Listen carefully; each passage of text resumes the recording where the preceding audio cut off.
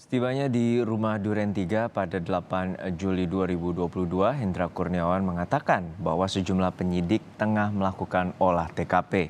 Hendra tidak melihat sendiri TKP dan menerima perintah dari Verdi Sambo untuk mengecek CCTV kompleks.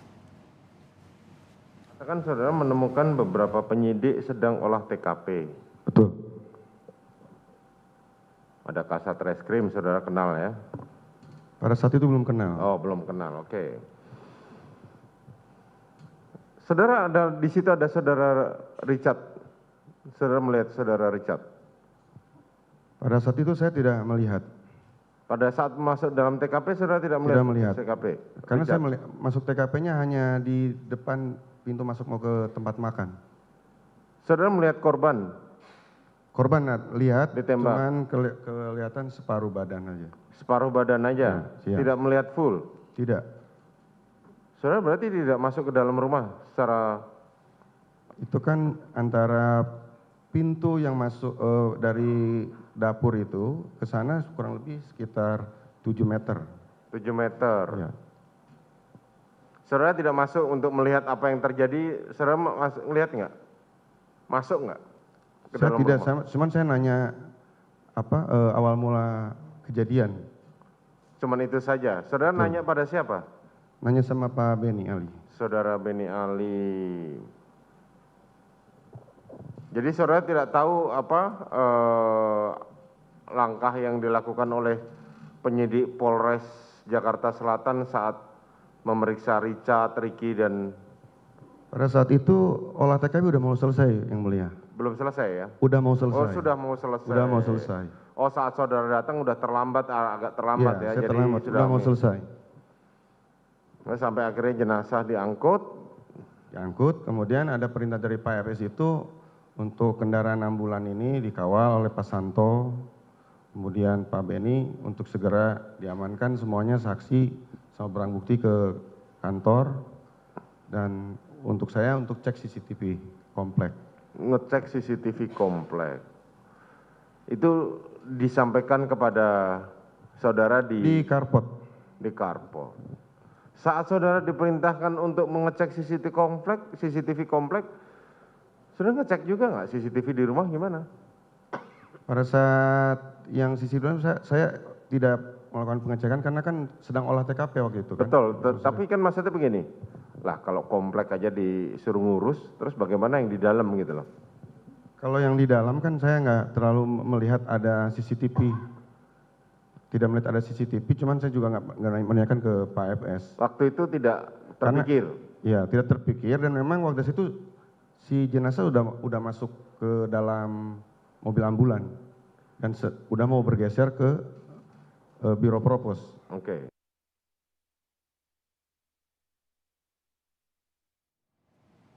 Mantan Karopaminal Propam Polri, Hendra Kurniawan bercerita bahwa dirinya juga menghadap Kapolri dengan mantan Kabiro Provos Polri Beni Ali untuk melaporkan kejadian di rumah dinas Verdi Sambo di Duren 3 Jakarta Selatan. Hendra mengatakan saat menghadap Kapolri di kantornya dirinya bertemu dengan Verdi Sambo. Kemudian saya beserta Pak Beni Ali ke Biro Propos. Kemudian saya untuk senjata diamankan di ruang kerja beliau, di mejanya. Setelah itu saya naik ke lantai. Siapa yang mengamankan senjata? Waktu itu, pada saat itu yang diperintahkan AKP Tatak. Oke, AKP Tatak. Kemudian saudara naik ke? Saya naik ke lantai 3. Sebelumnya di jalan saya telepon dulu Pak sama Harun. Harun, tolong kamu hubungin Agus Nurpatria, karena pada saat itu kondisi di Biro Paminal, para perwira itu habis berangkat. Sebagian besar 2/3 kekuatan berangkat ke Semarang.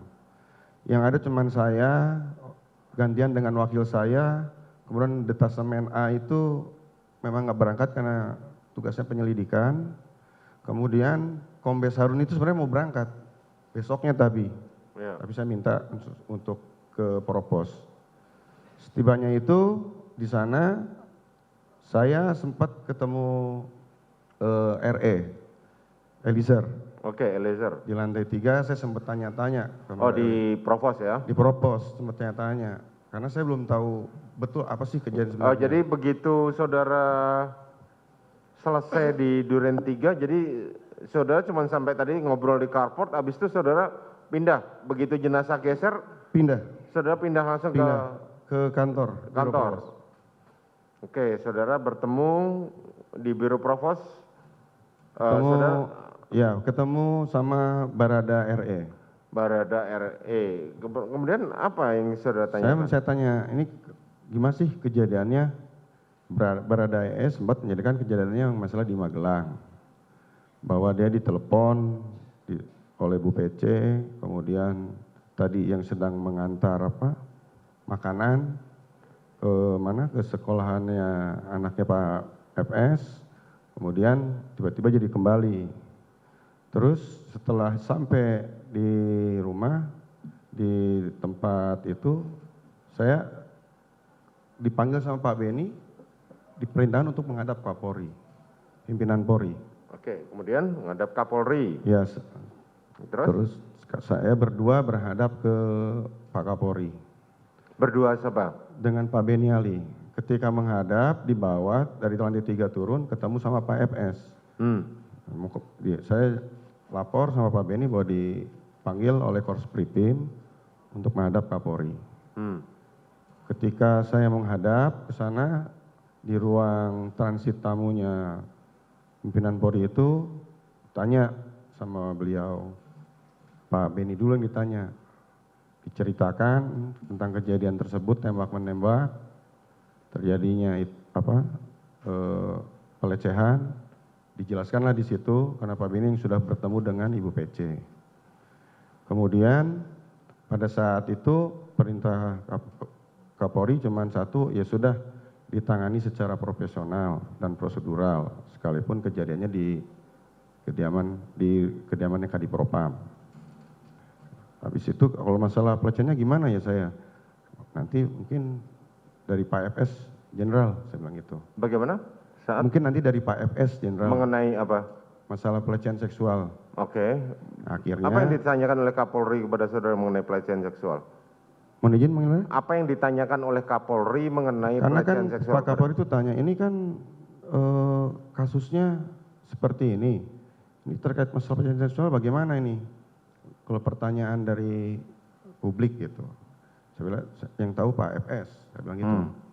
Akhirnya ya sudah nanti dipanggillah Korps Pripim itu untuk, ini kan Pak FS, ternyata Pak FS sudah ada di sana di ruangan Korps Pripim. Jadi ketika masuk, kita keluar. Terus kita nunggu dulu di ruangan Korspri, barangkali ada perintah lagi, karena pada saat itu perintahnya belum final, belum jelas apa mungkin masih dibutuhkan dipanggil. Kita nunggu kurang lebih tidak sampai 20 menitan kalau saya rasa. Akhirnya Pak FS keluar. Setelah keluar, yaudah nanti kita ketemu aja di Biro Propos. Akhirnya kami berdua jalan ke Biro Propos. Ketika sampai di Biro Propos, itu sudah dilakukan pemeriksaan oleh Biro Propos terhadap para saksi-saksi itu. Tidak lama kemudian Pak FS datang. Pak FS datang, sebentar saya mau ngobrol dulu sama mereka. Ngobrol lah di ruang, kan itu disekat-sekat. Disekat-sekat di sebelah ujung yang sana. Kita nunggu di lobinya lantai 3.